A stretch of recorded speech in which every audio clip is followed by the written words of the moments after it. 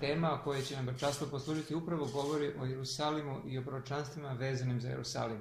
Zato vas molim za najvažniju pažnju i za molitvu da bismo zaista u tome primili blagost. Izvolim braćanstvo. Hvala, brat Miroslave. Evo najprije da vas pozdravim, da prenesem pozdrave iz Makedonije. Nadam se da sam vas zatekao sve živi i zdrave. I nadam se da se niste obeshrabrili, da se niste posustali na ovom putu prema nebeskom Hananu. I Gospod neka nam da sili snage da ispravimo na ovom putu, da se zaista jednog dana nađemo u istinskom nebeskom Jerusalimu, gdje neće biti ni plača, ni bolesti, ni žalosti, gdje ćemo ljubiti jedne druge i gdje ćemo živjeti vječno i srećno. Pred nama se ovih dana dešavaju ozbiljni događaji u vezi Jerusalima.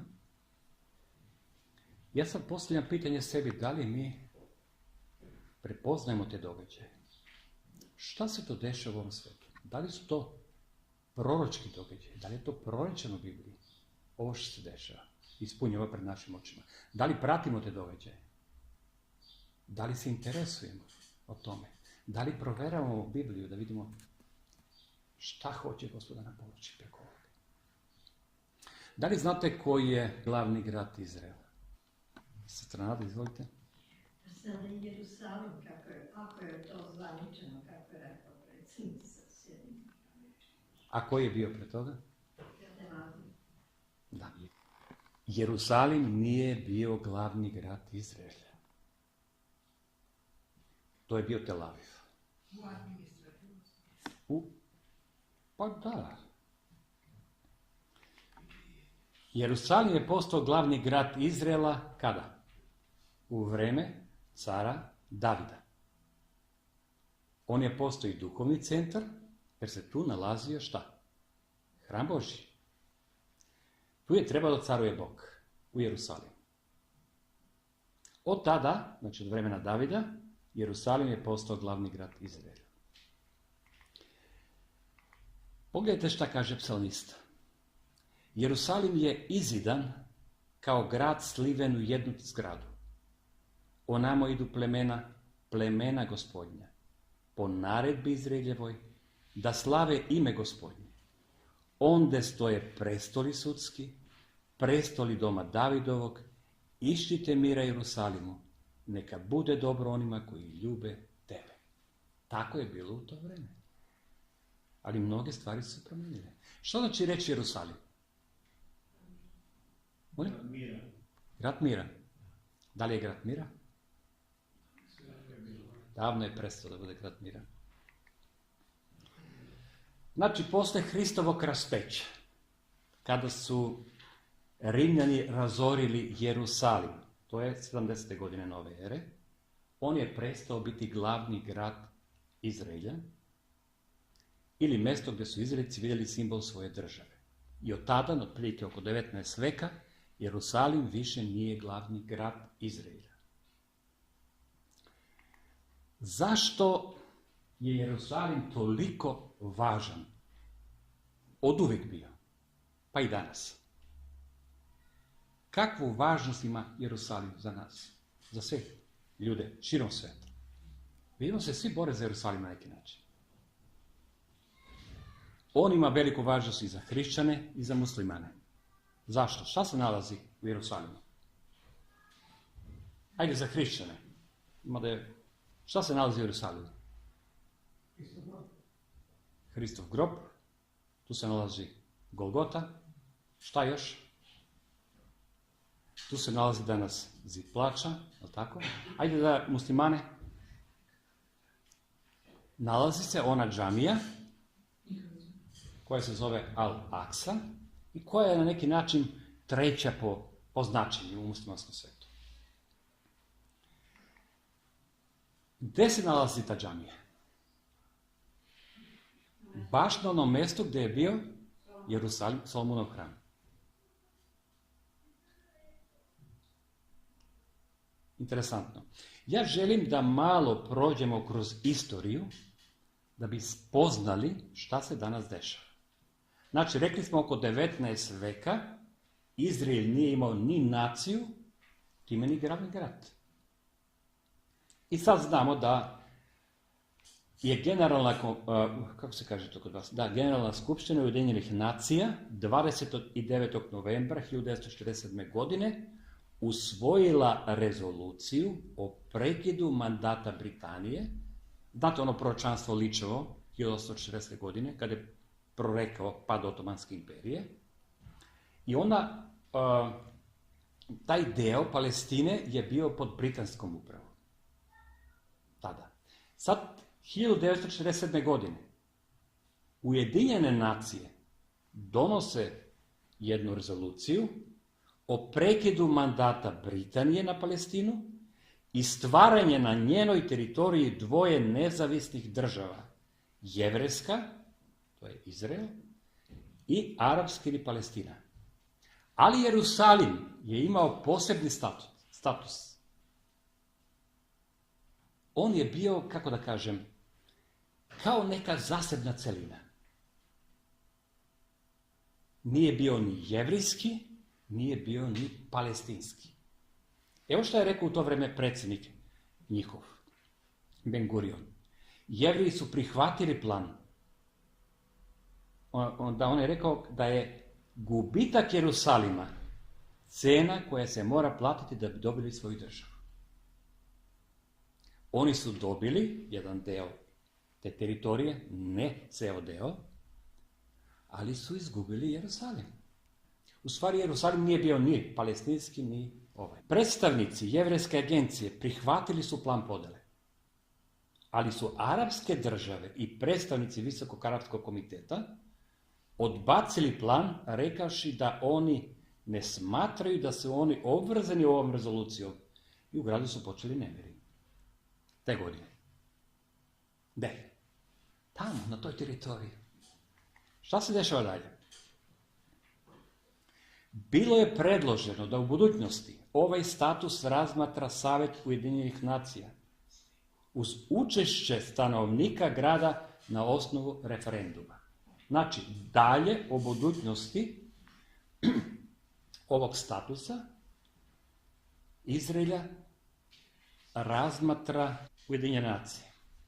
Sad, kad je Jerusalim proglasio nezavisnost, u stvari Izrael, 1948. godine, 14. maja. Šta se desilo ove godine 14. maja? Amerika proglašava Jerusalim za glavni grad, 70 godina tačno je prošlo. I šta? Otvara svoju ambasadu. U stvari prebacuje ambasadu iz Tel Aviva u Jerusalim.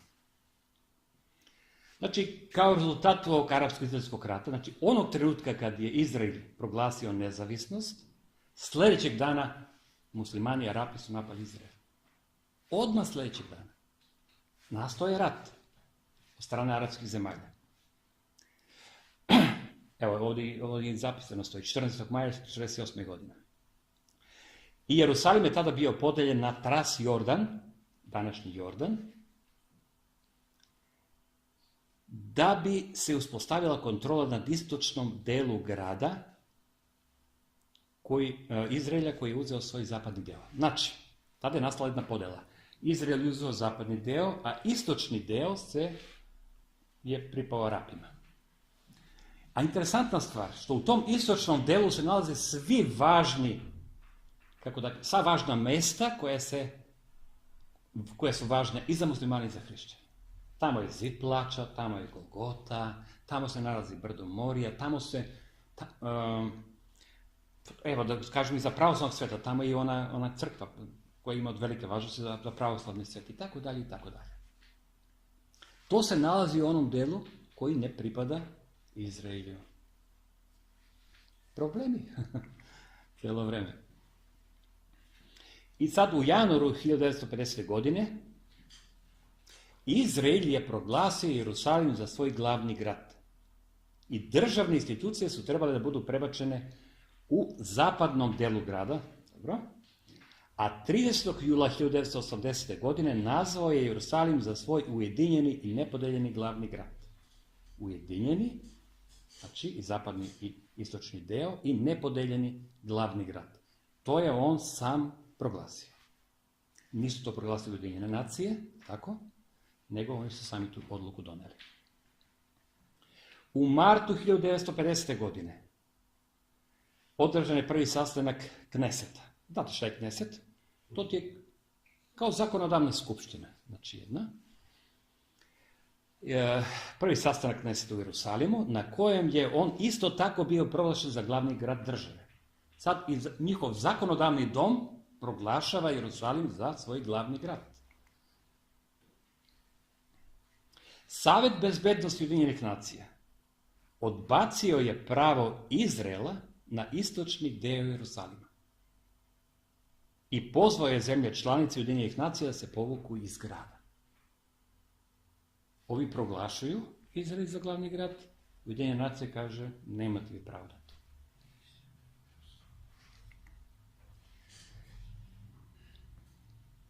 Amerika je priznala nezavisnost Izraelja u maju 1948. godine.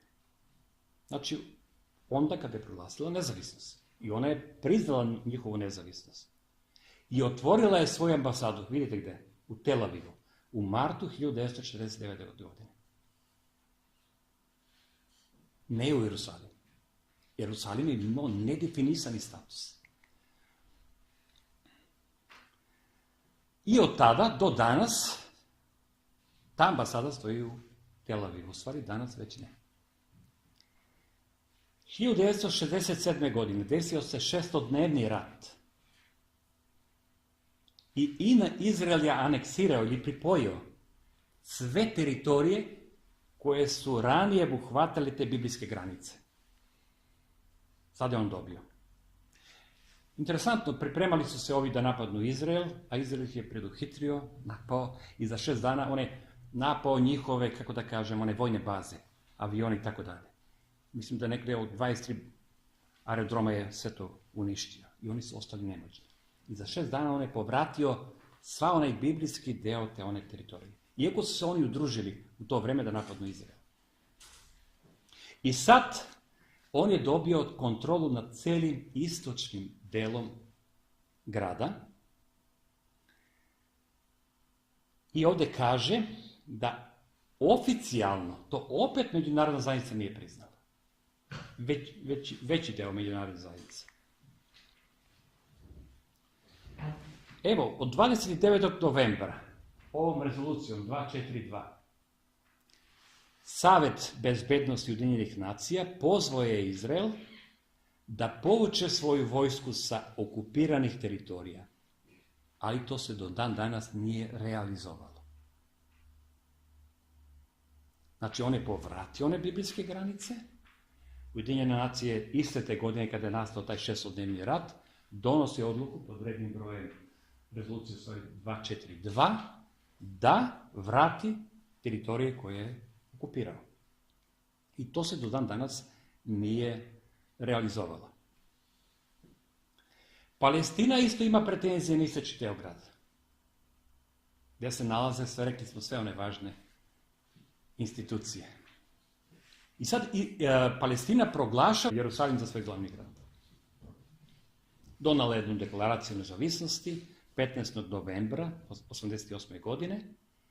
Evo ovdje na fotografiji vidite već preminulog Jasera Arafata. Ne znam da li ste pratili te događaje tada u to vreme. To davno traje. Onda su 2000. godine u julu mjesecu održani pregovori.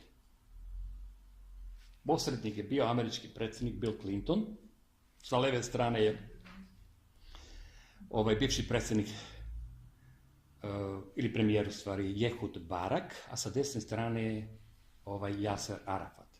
Propali su ti pregovori. Nisu uspjeli. Oni su održali Camp Davidu. Tako da ništa od toga. U junu 2017. godine Netanjahu, današnji premijer,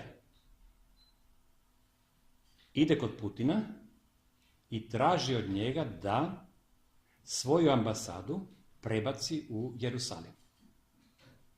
Putin je to odbio i rekao je da dok oni ne srede njihove bilateralne odnose, on to neće činiti. Prošle godine, 6. decembra, američki predsjednik Donald Trump posećuje Jerusalim, vjerovatno ste to gledali, ili na YouTube ili na televizijama koje ima. I tad je objavio, u stvari nije tada posjetio, on je posjetio otprilike negdje, mislim da je juna mjeseca, a 6. decembra on je objavio da će svoju ambasadu američku prebaciti iz Tel Aviva u Jerusalim i da će ga proglasiti, da Jerusalim proglašava za glavni grad Izraela. I nastali su odmah nemiri. I rekao je prije da će za 2 godine to uraditi. Je li prošlo 2 godine? Nije. Prošlo je koliko? 6 mjeseci. Šta se dalje dešava? Ovo je bilo 6. decembra. 13. decembra Organizacija islamske saradnje priznala je Palestinu kao državu sa glavnim gradom u istočnom Jerusalimu. Sad ovi donose svoju deklaraciju. I ova odluka je donata kao odgovor na priznanje predsjednika Sjedinjenih Američkih Država Donalda Trumpa da proglasi Jerusalim kao za glavni grad Izraela.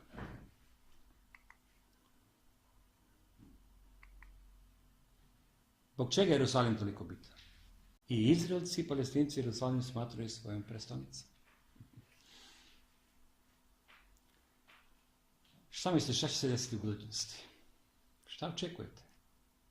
Mir Jerusalimu, kao što ste pročitali? Nemire?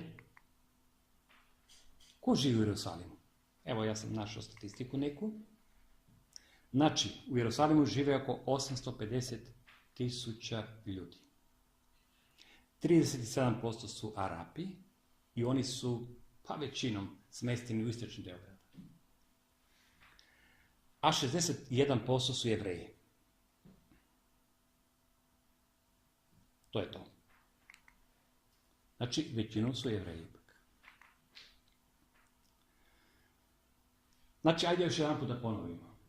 U istočnom delu grada se nalaze istorijske lokacije značajne za hrišćanstvo, a muslimani ga priznaju za 3. najsvetiji grad. Posle Mekke, Medine, dolazi Jerusalim. Ima površinu od svega od 0,9 km2. Stari grad, koji se nalazi u istočnom delu Jerusalima, je dom istorijskim mestima od velike važnosti za 3 najveće svetske monoteističke religije.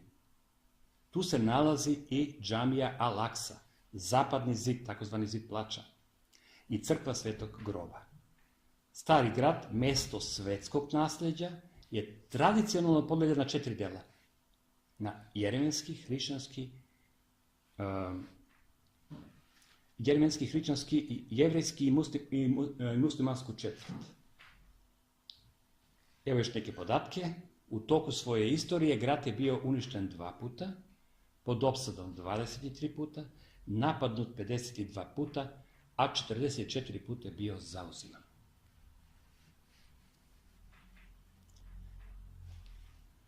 Vidite kolike borbe u Jerusalimu. Skoro celog života. Da li su neke države u prošlosti imale ambasade u Jerusalimu? Govorim u Jerusalimu, ne u Tel Avivu. Pre 1980. godine imali su Holandija, Kostarika. U julu 1980. godine, kada Izrael je doneo zakon, malo pre smo pročitali, po kom se Jerusalimu proglašava ujedinjenom prestolnicom Izraela, Savet bezbednosti Ujedinjenih nacija odgovorio je rezolucijom koja osuđuje izraelsku aneksiju istočnog Jerusalima, koja je okarakterisana kao kršenje međunarodnog prava. Dakle, ambasade su se preselile iz Jerusalima, tako? Tačno. Posljednja država koja je imala ambasadu u Jerusalimu ili koja je prenela ambasadu iz Jerusalimu u Tel Avivu, bila je Kostarika i El Salvador, to se desilo 2006. godine. I danas, do 14. maja, ne postoje nikakve ambasade tamo.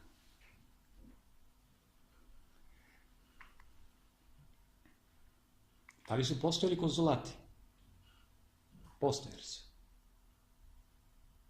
Amerika ima, Sjedinjene Američke Države, Velika Britanija, Francuska imali su svoje konzulate. Interesantno, pogledajte, ovo sam našao na internetu. Sjedinjene Američke Države nikada nisu imali ambasadu u Jerusalimu. Ona je oduvek, rekli smo, od 1949. godine, mjeseca marta, bila u Tel Avivu. Ali, od 1980. godini, 1989. godini, Izrael Americi iznajmljuje zemljište u Jerusalimu. A Izrael iznajmljuje zemljište u Jerusalimu, Americi, i to kao zakup za mjesto nove ambasade. Znači još pre skoro 40 godina. Zemljište je zakupljeno na 99 godina, a cena je $1 godišnje. Da li je postojao neki plan još pre toga?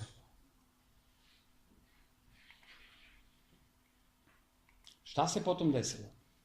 1995. godine američki kongres donosi zakon po kojem se zahtjeva da Sjedinjene Američke Države premjeste ambasadu iz Tel Aviva u Jerusalim. Još pred 23 godine. Oni su donijeli taj zakon, a 3 predsjednika nisu ispunili taj zakon. Svi su se bojili na neki način tog konflikta između muslimana i hrišćana. Molim? Jevreje, da. Pa dobro, to i hrišćana može se kaže. Zbog čega onda ambasada i dalje stoji u Tel Avivu?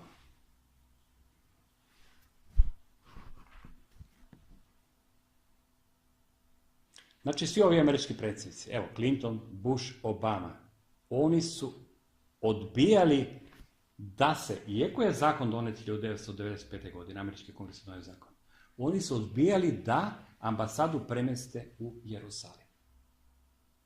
Prvi predsjednik koji je to učinio, koji je bio? Današnji predsjednik, Donald Trump. Rezolucija je postojala pre toga, od 1995. godine. I on, 14. maja ove godine, izvršava to. Kako Izrael reaguje na ove poteze? Izraelska vlada, kad je Trump rekao da će premestiti ambasadu u Jerusalim iz Tel Aviva i da će proglasiti Jerusalim za glavni grad Izraela, izraelska vlada na sva zona je se zahvalila Trumpu. I kako su ga nazvali? Najhrabrijim američkim predsjednikom u posljednjih nekoliko decenija.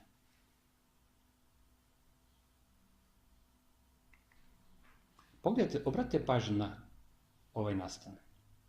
Nir Barkat, jedan je od najglasnijih u pohvalama, te je pokrenuo kampanju nekoliko dana pred Trumpove inauguracije. Pre nego što je bio inauguriran za predsjednika, pružio mu punu podršku, ali istovremeno i podsjetio tada budućeg predsjednika Sjedinjenih Američkih Država na data obećanja. A ako me izglasate za predsjednika, ja ću to i to učiniti. Donald Trump je, mogu da kažem slobodno, verski predsjednik. Tako. Njega su izglasale verske organizacije, crkve. On je obećao i papistima mnoge stvari. Zato i dobio izbore. Ali je sa druge strane dao mnogo obećanja.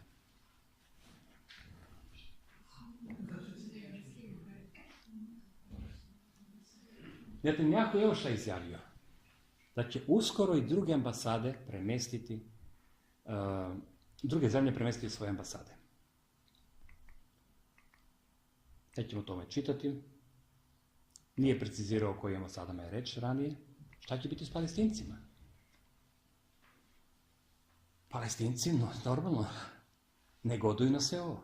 Oni se bune. Žestoko urgiraju da Trump povuče priznanje. Ja ovo govorim pre nego što se ovo desi. Istorija. I sliči da će to biti dosad nezabeležano kršenje međunarodnog prava. Jeste primetili? Ujedinjene nacije nisu doneli zakon. Sam američki predsjednik donosi tu odluku i on to čini. Ali i ogroman udarac mirovnom procesu. Predsjednik Palestine Mahmud Abbas apelovao je na sve svjetske lidere, uključujući predsjednika Rusije Vladimira Putina i kralja Jordana Abdullaha, da utiču na Trumpa da promeni svoje mišljenje. Jesu uspjeli? Nisu. Zašto? Pa moraju se ispuniti proročanstvo. Zver stupa na scenu. Šta će biti s Palestincima? Palestinska oslobodilačka organizacija najavila je poništavanje odluke o priznanju Izraela i preti otkazivanjem svih dosadašnjih sporazuma između Izraela i Palestine. 14. maj 2018. godine. 70 godina otkako je Izrael postao nacija i proglasio nezavisnost, tačno na isti dan. Tamo sam čak našao podatak 11 minuta kasnije. Sad su zvanično premestile svoju ambasadu iz Tel Aviva u Jerusalim. Znači, to je bilo preko 5 dana. Dok su najmanje 52 Palestinca ubijena u to vrijeme, onda sam našao podatak 63. A na 1000 su bili ranjeni. Sukobi su nastali, veliki nemir. Evo, jedna fotografija, kako to izgleda.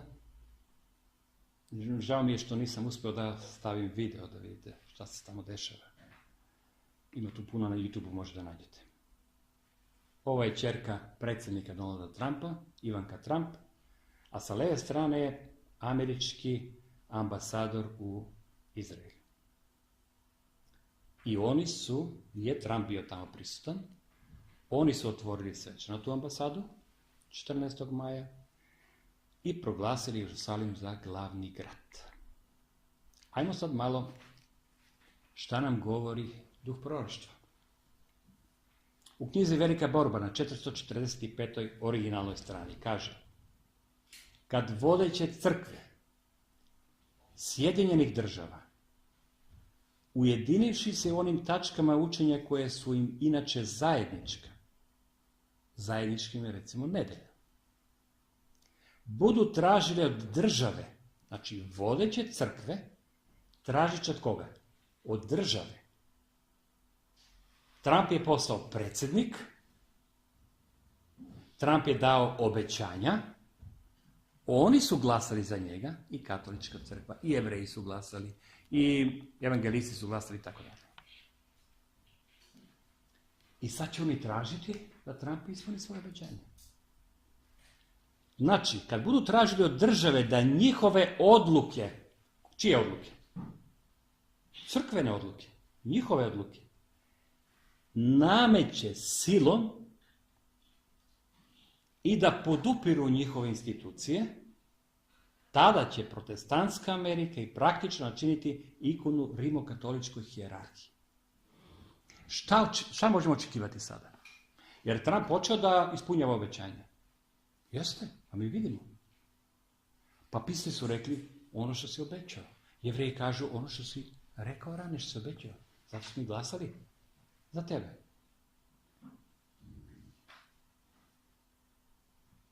Šta se dešava? Da li je moguće da u vrijeme Trumpa bude donesen jedan zakon, za vrijeme njegovog mandata? Postoji velika vjerojatnoća.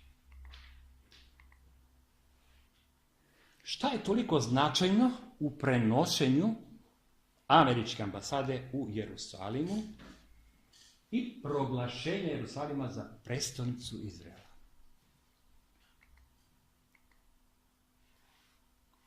Ja ću vam pročitati jedno pismo, preveo sam sa engleskog, Šta su pisali? Šta je pisao Sinedrion Trumpu? Pre nego što je posjetio u junu mjesecu Jerusalim. Gledajte, nama,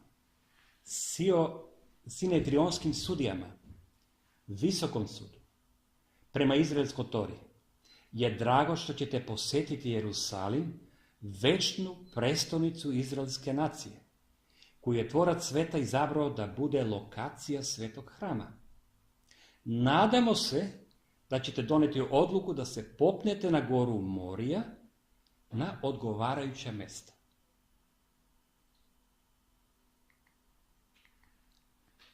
Ako imate takvu namjeru, onda postoji samo jedan način da se to uradi. Da objavite da se pokrene izgradnja hrama. Kakvog hrama? Kao univerzalni ljudski cilj u granicama posvećenih biblijski definiranih granica. Sinedrion je ovo pismo uputio Trumpu 15. maja 2017. godine. A on je tom prilikom zasedavao, Sinedrion, tu možete naći na internetu, o preciznim granicama Jerusalima radi ponovnog uspostavljanja službe u hramu. I te mape su stavljene u pismu i poslate predsjedniku Trumpu.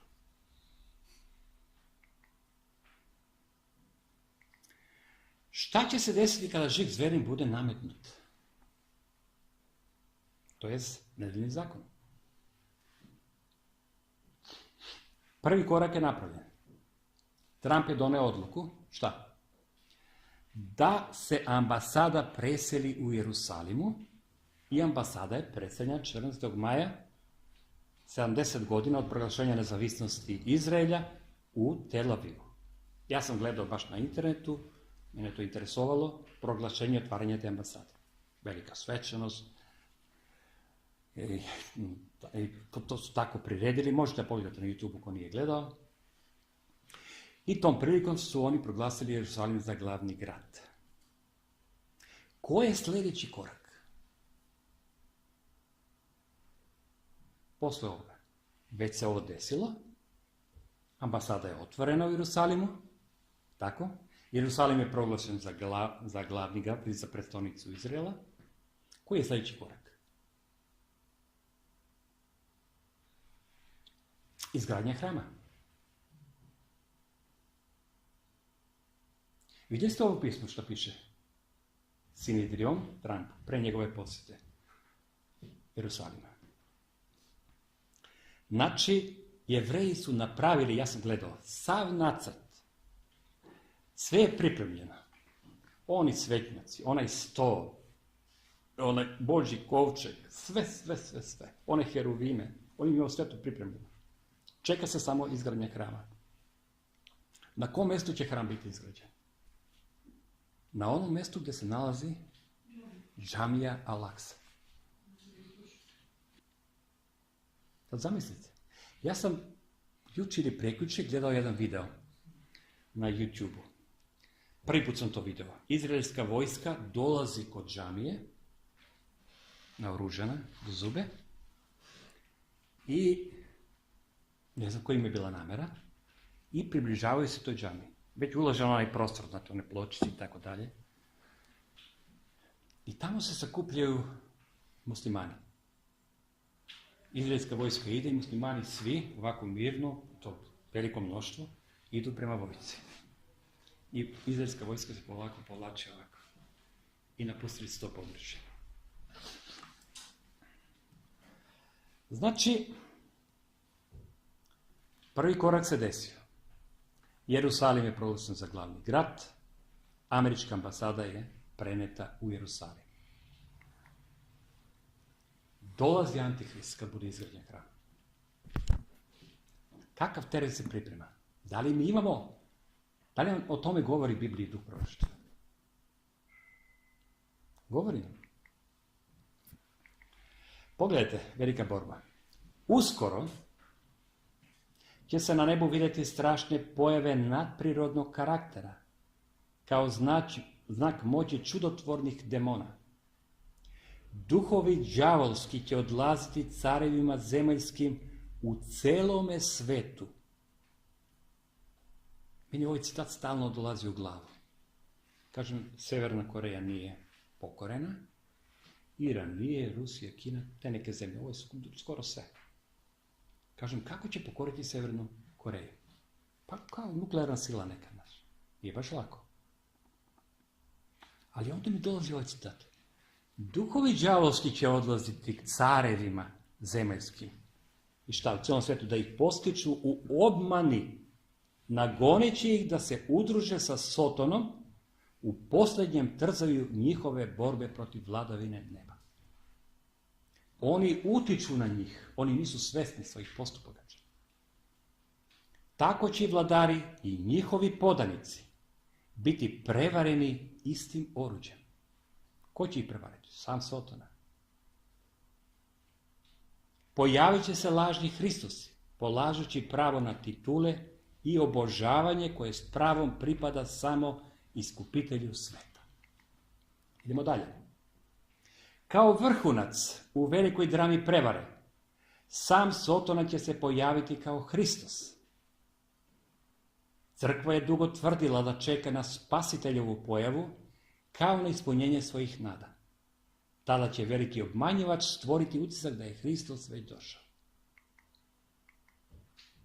Na raznim stranama sveta Sotona će se pojaviti pred ljudima, na raznim stranama, kao veličanstveno biće zaslepljujućeg sjaja.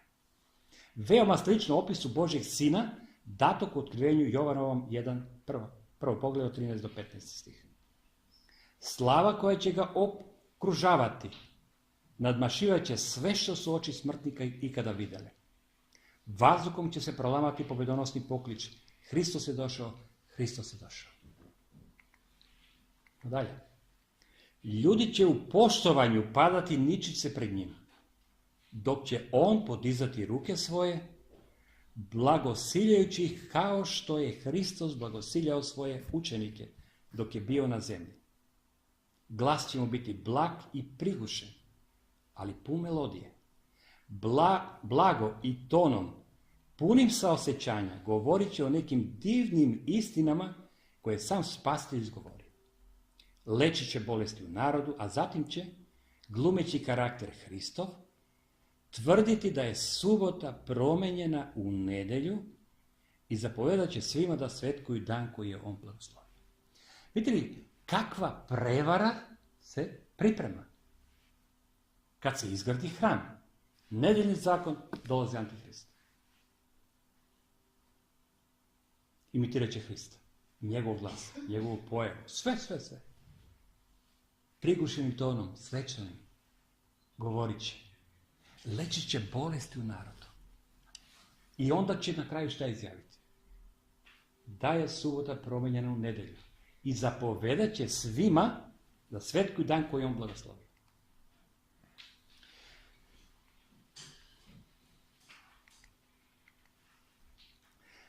Nije još završen citat. Tvrdit će da oni koji uporno svetkuju 7. dan obeščašćuju njegovo ime, odbijajući da slušaju njegove anđele koje je poslao k njima sa svetlošću istinom. Ovo će biti prava, gotovo neodoljiva sila prevare. Poput Samarijana, koje je svojim čaranjem obmanjivao Simon Vračar, narod će masovno od najmanjeg do najvećeg poverovati ovom mađarskom opčinjavanju, govoreći, ovo je velika sila Božja. Ko će doliti ovom iskušenju? Kao da vidi samoga Hrista. Znači, dolazi Antihrist, kad bude sagrađen hram, koji će imitirati Hrista. Znači, prvo, žig ili nedjeljni zakon. Šta onda dolazi drugo? Izgradnja hrama. Pre toga bit će izgradnja hrama, žig. I onda šta dolazi? Dolazak Antihrista. Poslije toga šta dolazi? Uništavanje sveta. Poslije toga dolazi istinski novi Jerusalim.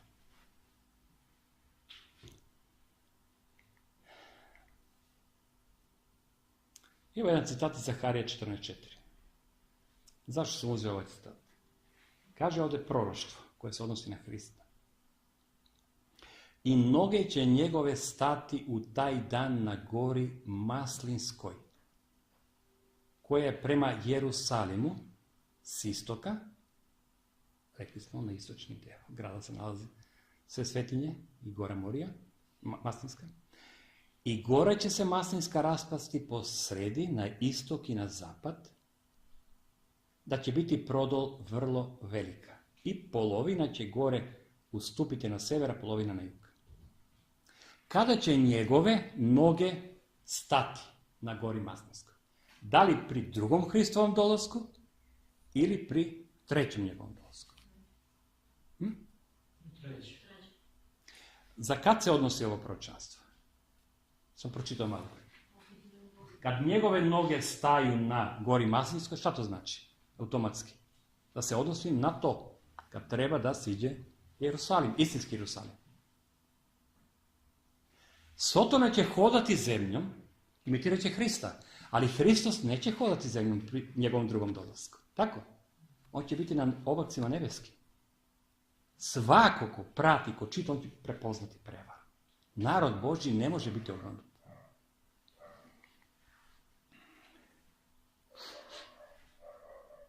Evo jedan citat iz Duha proroštva.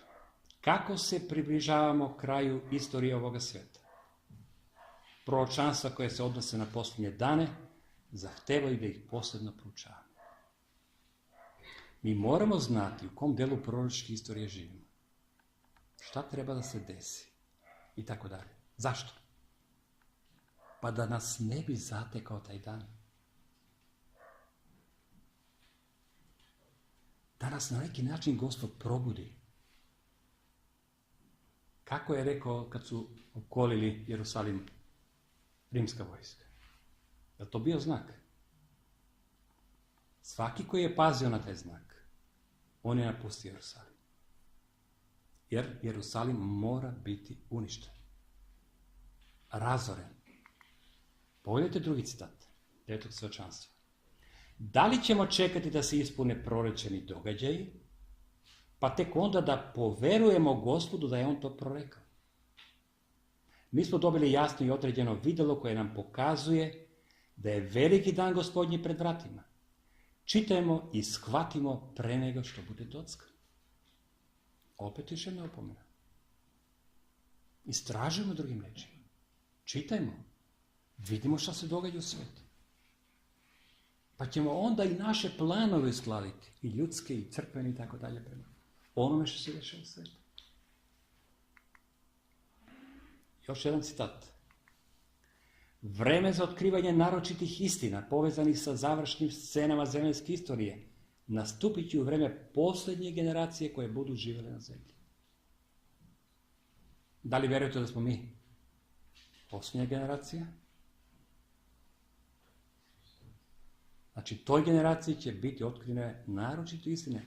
U kom vremenu? U vremenu posljedka. S ovim završnim scenama. Događaji koji obeležavaju kraj milosti i pripremanje za vreme velike nevolje jasno su otkriveni. Ali mnogi te događaje tako slabo razumiju, kao da oni uopšte i nisu otkriveni. Znači, dešavat će se znaci čudesa, dešavat će se ispunjenje proročanstava. Mnogi kaže ovdje da neće to razumjeti. Bog je otkrio šta će se dogoditi u posljednjim danima, da bi se njegov narod mogao pripremiti za oluju protivljenja i gnjeva. Zato je važno da proučavamo proročanstva. Svet se ispunjava ratnim duhom. Proročanstvo je 11. glave proroka Danila uskoro će dostići svoje konačno ispunjenje. Jeste proučavali 11. poglavlje osobito od 40. do 45. stiha? Obratite pažnju, to su za posljednje dane. Možemo drugom prilikom o tome govoriti. Gospod neka nam da sile i snage da vidimo šta se dešava u svijetu. da znamo zbog čega se dešava. Koji je plan? Šta nas očekuje dalje? U kom vremenu živimo? Kakvi treba da budemo? Da bi mogli opstati u to vreme. Da bi mogli zaista biti svedoci za Hrista u tim teškim uslovima. Kad će se svi narodi ujediniti protiv Božjeg naroda. Mi moramo svjedočiti i svojim rečima i svojim karakterom, ponašanjem o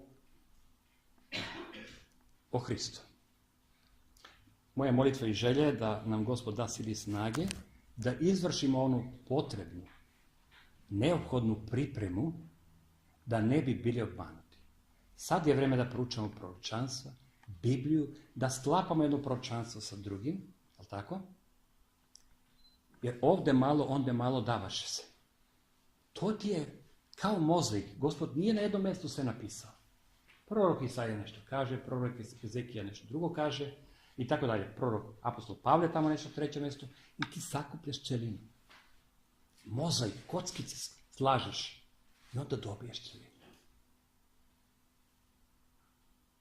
Tako je Gospod uradio da bi oni koji su iskreni istraživači, jel tako, pronašli, došli do istine. Do značenja ovih proročanstva. Gospod neka nam pomogne da ne budemo kao one nemudre ili lude, kako se zove, device, nego da budemo mudre device. Da imamo silu Svetoga Duha da bi mogli kad počinje onaj glasni pogliš, evo ženi kad te ide, da mogli ustati i svetiti svojim svetiljkama. To je moja želja i molitva za sve vas i za mene. Amen.